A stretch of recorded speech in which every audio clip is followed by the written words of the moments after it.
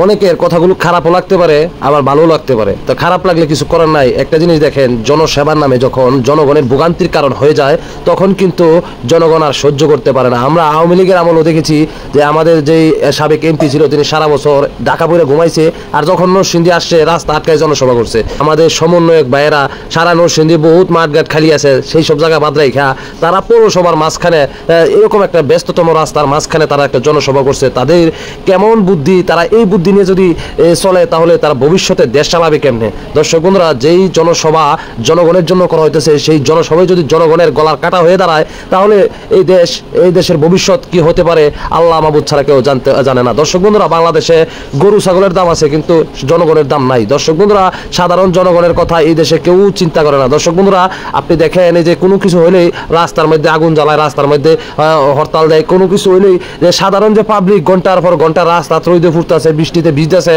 তাদের সময়ের বিন্দু পরিমাণ কোনো দাম নাই। দর্শক বন্ধুরা, এই দেশে আমাদের থাকতে হলে, মাথা উঁচু করে বাঁচতে হলে, কিভাবে যে বাঁচবো আল্লাহ মাহবুদ ছাড়া কেউ জানে না। দর্শক বন্ধুরা, এর থেকে বাঁচতে হলে আমাদের সকলকে সচেতন হতে হবে। আমাদের নরসিংদীতে অনেক বড় বড় স্কুল কলেজ মাঠ আছে, যেমন কাউরিয়াপাড়া ঈদগাহ মাঠ আছে, এখানে প্রায় জনসভা হয়। শাড়িবাড়ি স্কুল মাঠ আছে, এখানে বড় বড় জনসভা হয়। সেই সব জায়গাকে বাদ রেখে তারা জনগণের জন্য তো এতদিন কোনো কাজই করে নাই। জনগণের প্রতি টান থাকতে হবে। দর্শক বন্ধুরা, জনগণের প্রতি যদি টান না থাকে, এগুলি মন থেকে না আসবে না। দর্শক বন্ধুরা, কারণ আমি যদি টাকার পিছনে করি, তখন চিন্তা করবো যে আমি যে জনগণকে কেমনে বোগায়া তার এই জনপ্রিয়তা কেমনে আদায় করবো।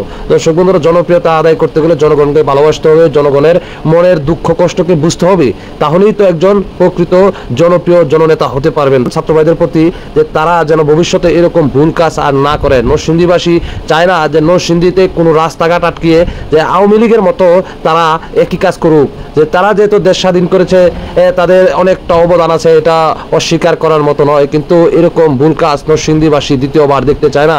তারা কোনো কিছু হলেই জেলখানা মোড় জায়গা, জেলখানা মোড় জায়গা, লাখো মানুষের ভোগান্তির কারণ হয়ে যায়। আমার মতে সারা বাংলাদেশে মিটিং, মিছিল, জনসমাবেশ সবগুলি কার্যক্রম নিষেধ করা হোক, যে কোনো একটা নির্ধারিত স্থান নির্দিষ্ট করা হোক। এতে জনগণের ভোগান্তি কিছুটা হলেও লাঘব হবে।